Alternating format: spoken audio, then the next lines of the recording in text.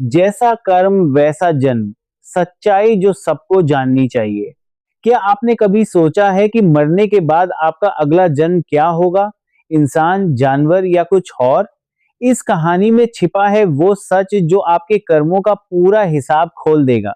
दोस्तों, सनातन धर्म के ग्रंथों में बार-बार यह बताया गया है कि मनुष्य जैसा कर्म करता है, वैसा ही फल उसे अवश्य प्राप्त होता है और कोई भी कर्म इस संसार में व्यर्थ नहीं जाता।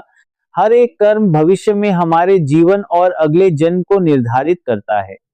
इसी गूढ़ सत्य को समझाने के लिए एक प्राचीन कथा प्रचलित है, जिसमें एक बार गरुण देव भगवान श्री विष्णु के पास जाकर विनम्रता से प्रणाम करते हैं और कहते हैं कि हे प्रभु, मेरे मन में एक गहरी शंका उत्पन्न हो रही है, कृपया उसका समाधान कीजिए। क्या वास्तव में मनुष्य को उसके कर्मों के अनुसार ही अगला जन्म प्राप्त होता है? और यदि ऐसा है तो कौन से कर्म उसे उच्च और कौन से कर्म उसे नीच योनि में ले जाते हैं? तब भगवान विष्णु मुस्कुराते हुए कहते हैं कि हे गरुण, तुम्हारा यह प्रश्न अत्यंत महत्वपूर्ण है और समस्त मानव जाति के कल्याण से जुड़ा हुआ है। मैं तुम्हें एक कथा सुनाता हूँ, ध्यान पूर्वक सुनो। प्राचीन काल में धर्मकेतु नाम के एक न्यायप्रिय और धर्मात्मा राजा राज्य करते थे। उनके राज्य में सुवर्णसेन नाम का एक मंत्री था जो अत्यंत बुद्धिमान, चतुर और नीति में निपुण था। परंतु उसी के साथ वह अत्यधिक अहंकारी और कठोर स्वभाव का भी था। वह अपने ज्ञान और पद के घमंड में चूर होकर गरीबों का अपमान करता, ब्राह्मणों को तुच्छ समझता और अपने अधीन काम करने वालों के साथ अत्यंत क्रूर व्यवहार करता था। उसे यह भ्रम हो गया था कि संसार में उससे बड़ा कोई नहीं और वह जो चाहे कर सकता है। एक दिन एक वृद्ध साधु उसके द्वार पर आए और उसे समझाने लगे कि हे पुत्र, अहंकार मनुष्य का सबसे बड़ा शत्रु है। इसे त्याग दो और धर्म के मार्ग पर चलो, अन्यथा इसका परिणाम बहुत भयंकर होगा। परंतु सुवर्णसेन उस साधु की बात सुनकर हंस पड़ा और उनका अपमान करते हुए उन्हें वहां से भगा दिया। साधु शांत स्वर में बोले कि आज तुम मेरे वचनों का उपहास कर रहे हो, परंतु एक दिन तुम्हें अपने कर्मों का फल अवश्य भोगना पड़ेगा।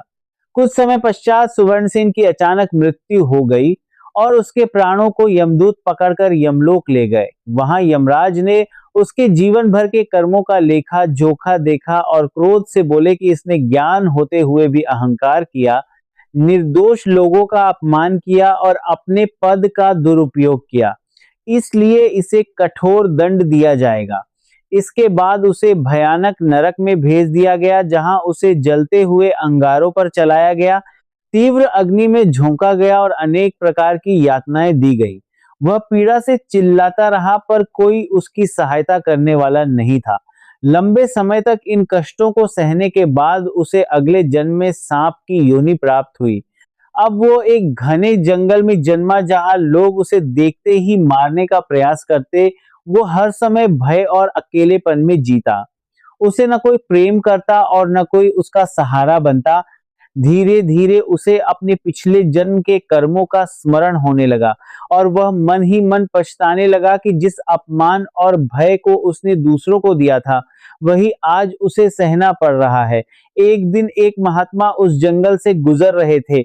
उन्होंने उस सांप को देखा और अपनी दिव्य दृष्टि से उसके पिछले जन्म को जान लिया। उन्होंने उसके लिए प्रार्थना की और उसके भीतर पश्चाताप की भावना जागृत कर दी।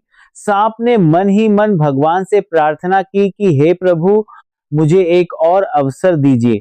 मैं इस बार अहंकार नहीं करूंगा और सदा धर्म के मार्ग पर चलूंगा। कुछ समय बाद उस सांप की मृत्यु हो गई और उसे पुनः मनुष्य योनि प्राप्त हुई। इस बार उसका जन्म एक साधारण परिवार में हुआ, परंतु इस जीवन में वो अत्यंत विनम्र, दयालु और धर्मपरायण बन गया। वो सबका सम्मान करता, गरीबों की सहायता करता और सच्चे मन से भगवान का स्मरण करता।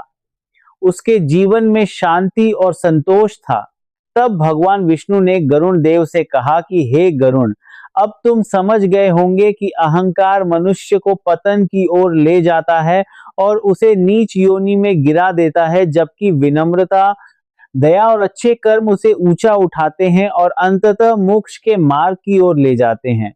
इसलिए हर मनुष्य को अपने कर्मों का विशेष ध्यान रखना चाहिए, क्योंकि यही कर्म उसके वर्तमान और भविष्य दोनों का निर्धारण करते हैं। जय श्री कृष्ण। धन्यवाद दोस्तों। अगर आपको यह कहानी पसंद आई हो तो वीडियो को लाइक करें, अपने दोस्तों के साथ शेयर करें और ऐसे ही ज्ञानवर्धक कथाओं के लिए हमारे चैनल व्योम पौराणिक कथा संसार को सब्सक्राइब करना बिल्कुल न भूलें। अंत में प्रेम से कमेंट में लिखें, जय श्री राधे कृष्ण। धन्यवाद।